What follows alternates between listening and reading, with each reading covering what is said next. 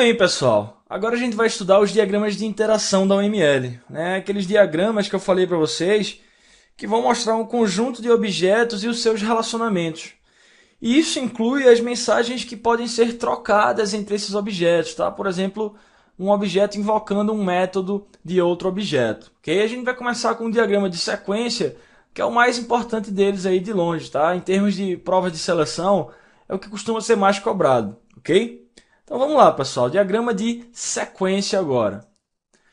Captura o comportamento de um determinado cenário. Mostra os objetos e as mensagens trocadas entre eles. Então o que acontece aqui, pessoal? Normalmente, quando você está fazendo a análise e o projeto do seu sistema, você começa pela elicitação dos seus requisitos, né? E eu falei para vocês que a principal técnica hoje em dia para elicitar requisitos, como por exemplo a pegada no RUP, é a utilização de casos de uso. E quando você gera casos de uso para o seu sistema, a gente diz que você está especificando um conjunto de cenários dentro daquele caso de uso, né? Cenários de sucesso e erro que podem acontecer quando um determinado usuário do seu sistema ou ator do seu sistema invoca aquele caso de uso e executa os passos contidos ali dentro, ok?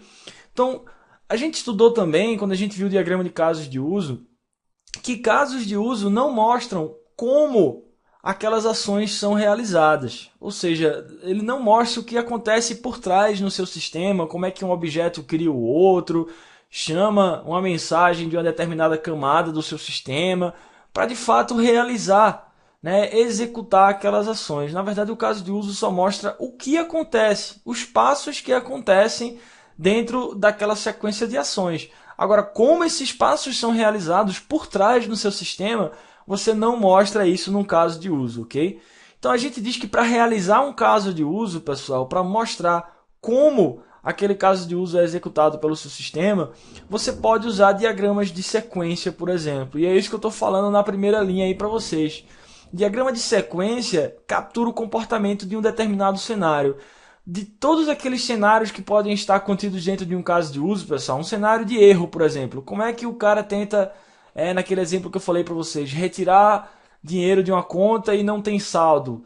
Ou seja, os fluxos que acontecem em todos esses passos desse cenário, você pode capturar o que acontece, como essas coisas acontecem aí por trás, através de um diagrama de sequência, por exemplo, ok? Fazendo o que, pessoal? Mostrando os objetos do seu sistema que vão ser criados, deletados e as mensagens que são trocadas entre esses objetos, ok? É para isso que serve um diagrama de sequência, basicamente, pessoal. E aí, o que cai em prova direto, pessoal, você não pode errar mais esse tipo de coisa, é o seguinte: o diagrama de sequência enfatiza a ordem temporal das mensagens. Então, o tempo, a sequência de tempo aqui, pessoal, lembre-se, vamos falar de diagramas de interação. Então, o tempo vai ser sempre uma variável a ser considerada nesses diagramas, tá, pessoal? Agora, claro, alguns diagramas enfatizam mais ou menos essa ordenação temporal. O diagrama de sequência é um desses diagramas que enfatiza bastante essa ordem temporal das mensagens. E vocês vão perceber, no diagrama que eu vou mostrar no próximo slide, que o tempo ele flui de cima para baixo, na vertical. Ou seja, uma mensagem que aparece na vertical primeiro do que outra que aparece embaixo, né, seguindo a ordem vertical, é uma mensagem que foi trocada numa ordem temporal anterior, ou seja, uma mensagem que veio antes de outra, ok? Vou mostrar para vocês aqui no diagrama. Então, falei para vocês que é um dos diagramas mais utilizados na etapa de projeto orientado a objetos. Ou seja, existe uma etapa da orientação a objetos, pessoal, chamada design, né, projeto, essa disciplina daí, que visa a solucionar o problema que foi elicitado. Ou seja, primeiro você levanta requisitos, né, como eu falei, depois faz análise desses seus requisitos, que é entender o problema, e depois você precisa cair na real e solucionar esse problema. Tá? Você diz, tá, beleza, eu sei o que acontece no meu sistema, mas como essas coisas acontecem? Como é que o meu sistema aqui por trás vai criar objetos e trocar mensagens entre esses objetos para resolver esse cenário aqui que foi levantado? Você então utiliza diagramas de sequência, é um dos mais utilizados para projeto orientado a objetos, pessoal. Beleza? Muito bem. Então vamos ver o diagrama de sequência aqui, pessoal. Várias coisas envolvidas aqui, tá? Esse é um diagrama de sequência que vocês estão vendo. Então eu vou por partes aqui com calma, tá?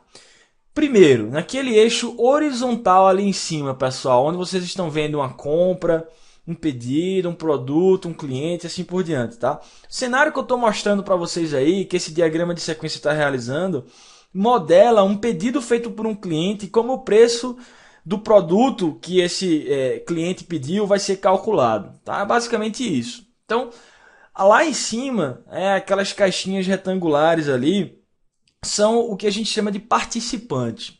Porque é o seguinte, pessoal, na UML 1 ponto alguma coisa, tá? Nas versões anteriores da UML, na verdade, esses participantes eram simplesmente objetos. Na UML 1.x a gente chamava esses caras de objetos. E por um acaso, nesse meu diagrama aí, realmente são objetos, tá? São objetos que foram criados no seu sistema aí para trocar essas mensagens. Mas na UML 2.0 em diante, na verdade, há mais opções possíveis. Eu posso ter, por exemplo, atores aí em cima. Acho que até a gente vai fazer uma questão sobre isso mais à frente, certo? Não é necessário, não é obrigatório ser necessariamente objetos ali em cima. Mas por uma questão de simplicidade, então, já que podem ser várias coisas contidas ali em cima, o termo utilizado pelo próprio livro do Martin Fowler, né, o UML essencial que eu mostrei para vocês, é participante, tá? Apesar de não ser um termo oficial, facilita aqui para fins didáticos da gente entender. Então, qualquer coisa que participar aí dessa troca de mensagens no diagrama de sequência, eu vou chamar de participante aí, ok? Por um acaso, nesse meu exemplo, são objetos. Beleza, pessoal? Então, tudo bem. Falei para vocês que é um cenário onde eu vou modelar um pedido que um cliente fez e como é que o preço desse pedido vai ser calculado. O que eu encontro aí, então? Participantes lá em cima, certo? E as linhas pontilhadas, pessoal, que saem desses participantes aí na vertical, vocês estão percebendo, né? Cada uma dessas caixinhas aí em cima tem essas linhas verticais pontilhadas saindo de dentro deles, representam o que a OML chama de linha de vida desse participante. Ou seja, é o período durante o qual aquele participante existe, pessoal. Está criado na memória do seu programa, ok? Então, enquanto existia essa linha pontilhada aí saindo dos participantes, aquele participante não foi deletado, ele existe na memória do seu programa, ok? Beleza, o que mais a gente pode encontrar aí? Podemos encontrar barrinhas de ativação. Essas barras, pessoal, sólidas aí, que estão por cima das linhas pontilhadas, é o que a UML denota como sendo uma barra de ativação, ou seja, diz que aquele determinado participante foi ativado. Isso é equivalente a dizer, pessoal, que um método daquele participante, daquele objeto, está na pilha de execução do seu programa. Então, por exemplo, eu estou chamando aqui, no início ali, extremidade superior esquerda, estou chamando calcular preço lá do participante compra. Isso ativa ele. Vejam como por cima dessa linha pontilhada que está passando por trás aí, eu tenho essa barra sólida aí que a gente chama de barra de ativação, ok? É o fluxo de controle, o fluxo de ativação desse objeto. Simplesmente diz que ele está sendo ativado. Um método dele está na pilha de execução do seu programa, por exemplo, ok? Beleza. Mas o que é mais importante aí, pessoal? Que os participantes, mas as mensagens que são trocadas entre esses participantes. E é o que vocês podem ver aí sendo chamados entre cada um desses objetos, as mensagens. Então eu começo com calcular preço sendo ativado ali, sendo chamado no objeto compra. Isso quer dizer que o método calcular preço que existe lá no meu participante compra está sendo ativado, está sendo invocado. Okay? Então a mensagem de calcular preço foi chamada sobre a compra aí. Na prática é uma chamada de método sobre esse objeto, pessoal. E vocês podem encontrar outras chamadas de mensagens, invocações de métodos aí. Então eu chamo calcular preço de uma compra, que por sua vez chama o get quantidade do pedido, e depois o get produto e assim por diante, tá? A ordenação temporal que eu falei para vocês é justamente essa ordem vertical das coisas, hein, pessoal? Cuidado.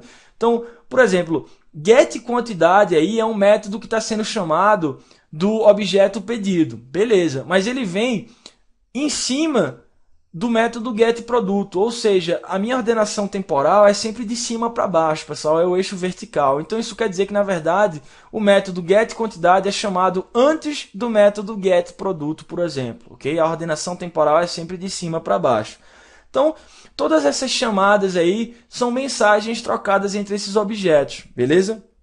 E aí, é interessante falar a vocês o seguinte, as mensagens aí do meu diagrama de sequência podem ser síncronas ou assíncronas. Todas essas mensagens que vocês estão vendo nesse meu diagrama aí, pessoal, são síncronas, tá? Por quê? Porque é uma notação específica que eu estou utilizando aí. Essa notação de eu colocar uma linha sólida ligando um objeto ao outro, né, e chamando um método de objeto através de outro, com a ponta da seta fechada. Vejam como a ponta da seta é preta aí, pessoal, é toda pintada. Isso aí denota que é uma mensagem síncrona. Uma mensagem síncrona é aquela onde você vai esperar uma resposta para continuar o seu fluxo de execução. Ou seja, pegando no início aqui, pessoal, o objeto compra chama o método getQuantidade do objeto pedido, por exemplo, e depois getProduto e assim por diante. Como essas mensagens trocadas entre esses dois objetos são síncronas, e por que são síncronas, pessoal? Porque a seta está com a ponta fechada, tá? Tá com um triângulo pintado de preto ali.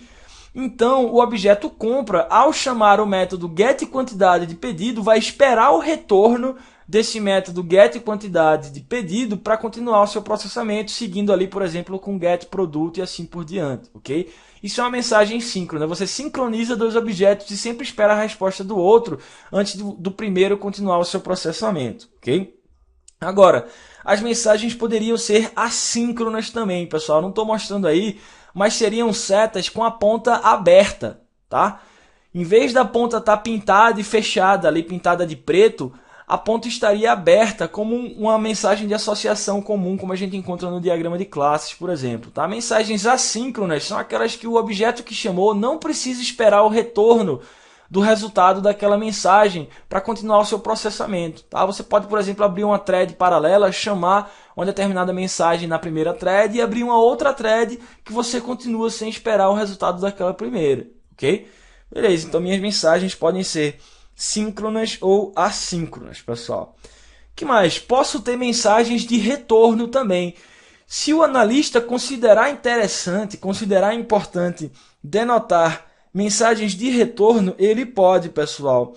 A notação é essa linha pontilhada com a seta aberta, só que aí da direita para a esquerda, né, pessoal? E não da esquerda para a direita. Então vejam, por exemplo, o objeto compra está chamando o método getProduto do objeto pedido, por exemplo. Muito bem, eu posso, como analista, explicitar o retorno que volta desse método getProduto. No caso aí é o próprio produto, né? Um objeto sendo retornado aí, um produto.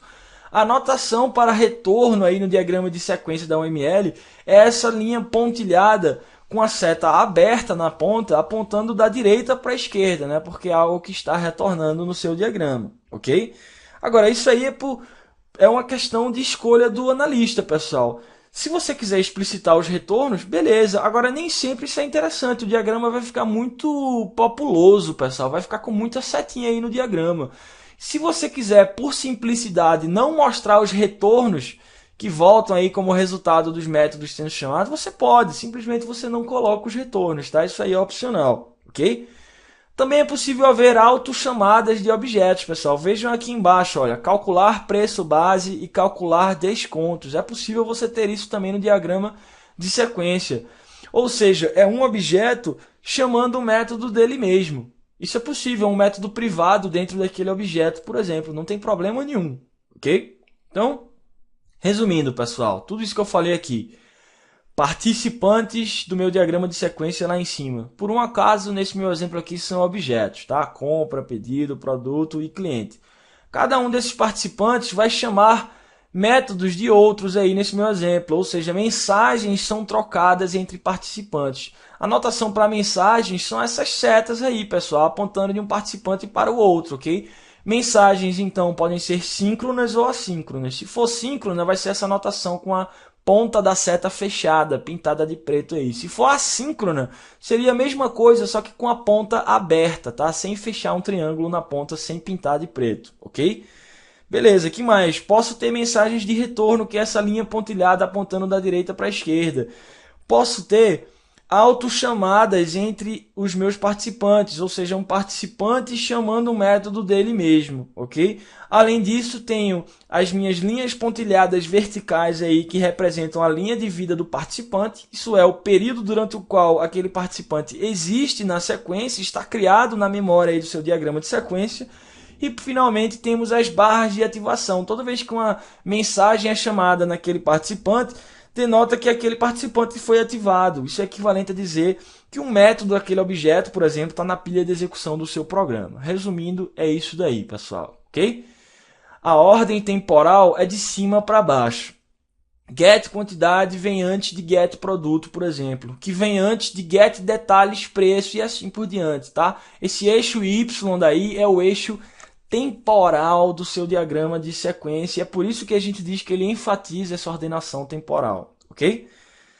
Muito bem, vamos ver mais um detalhe aqui, pessoal, nesse outro diagrama que eu estou colocando como exemplo para vocês. Aqui é o seguinte, o diagrama de sequência também permite que você mostre a criação e a destruição de participantes da sequência. O que quer dizer isso, pessoal?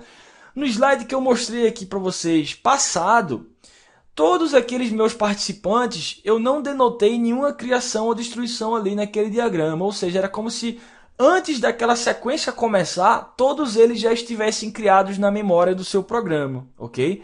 Beleza.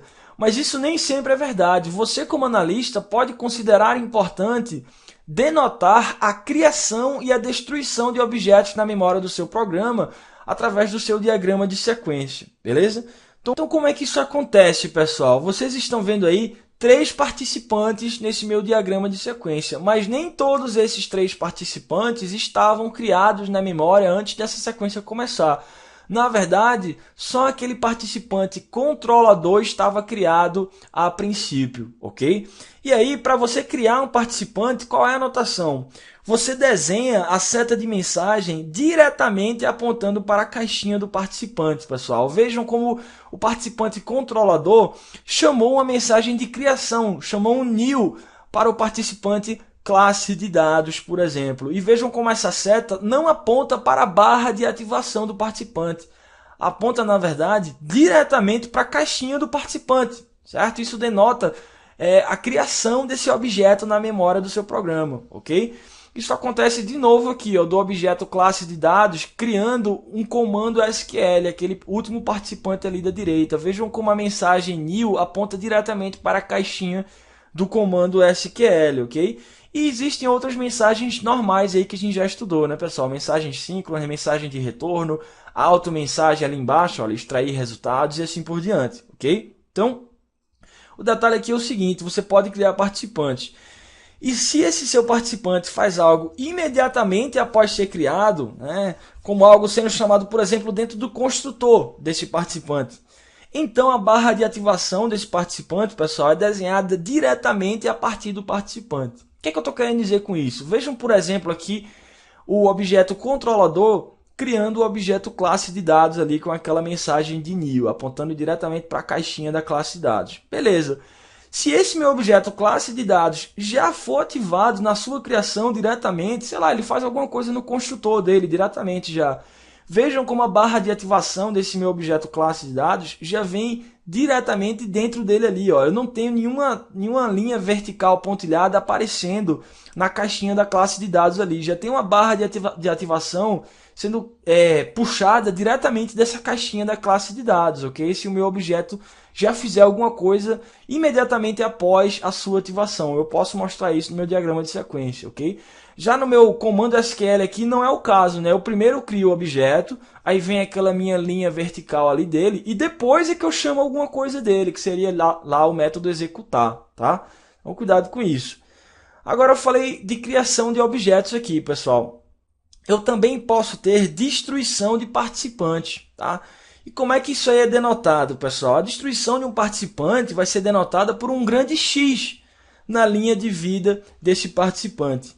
Então, vocês estão vendo ali, né? Eu estou até mostrando destruição de objetos ali com aquele X acabando com a linha de vida do participante. Caso uma seta aponte para esse X, pessoal, quer dizer que um participante está explicitamente deletando o outro. Então vamos lá. O meu participante, pessoal, classe de dados, por exemplo, ele está chamando ali, ó, uma mensagem de destruição em cima do outro participante comando SQL, lá embaixo, pessoal. As últimas 2 linhas aí desse meu diagrama, tá? isso está denotando a destruição por outro objeto. É como se o seu objeto classe de dados estivesse deletando o objeto comando SQL, ok? Mas eu também posso colocar um X ao final da linha de vida aí do próprio participante. É como se ele tivesse se autodestruindo. Eu posso autodeletar um participante. É o outro exemplo aqui que vocês estão vendo aqui ao final da linha de vida da caixinha aí da classe de dados, ok? Eu posso fazer isso também. Um objeto pode destruir o outro ou um objeto pode se autodeletar, sem problema nenhum, ok? Detalhe é o seguinte, pessoal, no ambiente que você tem coleta de lixo automática, né, garbage collection, como Java, por exemplo, você não precisa deletar objetos explicitamente, porque a gente sabe que Java já faz essa coleta de objetos não referenciados na sua memória automaticamente, não tem problema. Mas ainda assim, se você como analista quiser ou achar uma boa ideia indicar nos seus diagramas que um objeto não é mais necessário, por exemplo, você pode utilizar esse tipo de coisa, tá? Porque às vezes você não sabe se aquele seu sistema vai ser implementado em Java, por exemplo. Se for, tudo bem, não é inútil. A gente sabe que Java faz isso automático, mas não é inútil você colocar isso no seu diagrama. Se você quiser tornar isso explícito para fins de clareza, você como analista pode denotar a criação e destruição de objetos no seu programa, ok? Agora, se você estiver fazendo um diagrama para um programa que vai ser implementado em C++, por exemplo, aí realmente já começa a fazer mais sentido, né, pessoal? Porque em C++ nós podemos ter deleção explícita, por exemplo, de objetos na sua memória, destrutores virtuais, por exemplo, de objetos e assim por diante. Você que escolhe como analista, ok? Isso aí a gente já viu também, não é verdade só nesse diagrama daqui não. Isso é uma filosofia geral da OML. Beleza, pessoal? Então, vamos agora exercitar esses conceitos sobre diagramas de sequência, pessoal. Vamos lá. Tá aí um diagrama de sequência grande, né, com várias dessas coisas que a gente já estudou, pessoal. Vejam como eu tenho mensagens sendo trocadas entre participantes. Um participante aí, ó, é um ator, é o ator cliente. Eu falei para vocês, nem sempre um participante precisa ser um objeto, tá? Aí eu estou mostrando um ator cliente ali em cima. E outros participantes que são realmente objetos aí, né? Fronteira pedido, controladora pedido e assim por diante. Vejam várias coisas que a gente já estudou aí, ó, linha de vida sendo como uma seta pontilhada vertical, as barras de ativação, as autochamadas nos meus objetos. Esses números de sequência, pessoal, 1, 1.1, 1.1.1, você pode colocar isso no seu diagrama de sequência também. Não é necessário, tá? Se você quiser tornar mais explícito ainda a ordem dos seus diagramas, das mensagens dos seus diagramas, você pode fazer isso colocando esses números de sequência. Isso, na verdade, é utilizado mais até em diagramas de comunicação, tá? A gente vai estudar aqui, é o próximo diagrama que a gente vai ver. Por que isso não é necessário no diagrama de sequência, pessoal? Porque a ordem já é de cima para baixo, é a própria ordem temporal das mensagens. Mas tudo bem, se você quiser colocar, você pode também, beleza? Veja como existe também mensagem assíncrona, pessoal. Olha lá as mensagens, por exemplo, 1.1.2, criar, e 2.1.2, que também é uma mensagem de criar, assíncronas, mensagens que não são pintadas com a ponta ali de preto, né? Não são com a seta fechada no final, pessoal, a seta é aberta, então isso são mensagens assíncronas, tá? Falei para vocês que isso era possível também no diagrama de sequência. Beleza, então vamos ver o que essas questões aqui perguntam, pessoal, vamos lá. Julgue os itens a seguir relativos ao diagrama de sequência UML apresentado acima. Vamos lá. 2 objetos existiam antes da interação e 2 foram criados durante a interação. Tá, vamos lá, vamos por partes, né, pessoal? Vamos voltar aqui. Quais eram os 2 objetos que já existiam na memória antes dessa interação começar? Fronteira pedido e controladora pedido, pessoal. Realmente eles já existiam antes dessa sequência começar na sua memória, porque eles não foram criados aí nesse diagrama. Então, beleza. E outros 2 foram criados? Sim. Ele criou ali na mensagem 1.1.2 um objeto que não tem nome aí, tá? Ele não colocou nenhum nome aí. Até hoje eu não sei se isso foi uma falha de impressão da prova, tá? A gente vai ver até um detalhe sobre isso daqui a pouco. Mas tudo bem, ele está criando outro objeto aqui embaixo chamado item, tá? Na verdade, do tipo de dado item, né? Um objeto anônimo do tipo de dado item, ok? Então, até aí tá certo essa questão 91. 2 objetos existiam antes da sua interação começar, mas 2 foram criados durante a sua interação. Beleza. As setas da instância de controlador a pedido para a instância de fronteira a pedido são retornos de mensagens. Então vamos ver aqui, pessoal, voltando de novo. De controlador a pedido para fronteira a pedido, pessoal, as setas que saem da direita para a esquerda são retornos de mensagens? Sim, verdadeiro. São essas duas setas aí, ó, pontilhadas apontando da direita para a esquerda. Posso ter mensagens de retorno no meu diagrama de sequência. Estudamos isso daí também, beleza? Verdadeiro isso daí. Que mais? Um dos objetos tem o nome pedido e o outro item. Pois é, pessoal, aí é que eu falei para vocês. Não existe o objeto pedido aí, tá? E não é o nome do objeto. Veja bem, falei para vocês que a notação para você dar o nome do objeto é você dá o nome do objeto, dois pontos, o tipo de dado daquele objeto, tá? Então, na verdade, todos os objetos aí são anônimos. E, na verdade, esse objeto pedido, pessoal, não sei se foi uma falha de impressão na hora da prova, eu imagino que ele quis dizer como sendo aquela caixinha ali que está em branco, tá? Mas isso não saiu na figura da prova. Mas tudo bem, isso não prejudicaria o nosso julgamento aqui da questão. De qualquer forma, ela estaria errada. Por quê? Porque ele diz que um dos objetos tem o nome pedido. Ok, nem existe aqui no meu diagrama. Eu imagino que fosse aquela caixinha em branco. Mas beleza, ignora isso. Ele diz que outro dos meus objetos aqui tem o nome item. Pessoal, item aqui embaixo, olha, extremidade inferior direita, não é o nome desse objeto. O nome desse objeto seria o que viria antes dos dois pontos, tá? Na verdade, o que vem depois dos dois pontos aí é o tipo de dado do objeto, não é o nome dele, tá? Eu poderia ter dado o nome, sei lá, item 1, item 2, e dizer que ele é do tipo de dado item, tá? Mas aí é um objeto anônimo. Quando você tem uma coisa em branco, dois pontos, e o tipo de dado do item, aí é algo anônimo. O que veio em branco denota que isso é um objeto anônimo, ok? Ele simplesmente colocou só o tipo de dado e não nomeou esse objeto, beleza? Muito bem. Ele continua então, no diagrama encontram-se representadas as linhas de vida dos objetos e as áreas de ativação das mensagens. Aí, verdadeiro. Por que essa 91 está falsa? Porque esses objetos, pedido e item, não tem nome. Na verdade, o objeto pedido nem aparece no diagrama, né? É uma caixinha em branco ali, não sei se foi uma falha de impressão, tá? Mas o objeto item que aparece, que é esse último aqui embaixo, ele não tem nome, ele é anônimo, ok? Ele só tem o tipo de dado dele, que é o tipo de dado item, tá? É como se esse objeto fosse da classe item. Então, não há nomes, são objetos anônimos, pessoal. Errada essa 91 por causa disso, beleza? Vamos ver a 92. São assíncronas as mensagens da instância de fronteira pedido para controlador a pedido. Vamos ver aqui, pessoal. As mensagens de fronteira pedido são aquelas ali, ó, 1.1 e 2.1. São assíncronas? Falso. Mensagens assíncronas, pessoal, são aquelas que têm a seta aberta no final. No caso desse diagrama aí, seriam a 1.1.2 e a 2.1.2, tá? Aquelas duas mensagens de criação. Essas mensagens de fronteira pedido para controladora pedido, que seria a 1.1 criar pedido e a 2.1 incluir item, são mensagens normais, síncronas e não assíncronas, tá? Então errado daí já essa questão. Ela continua.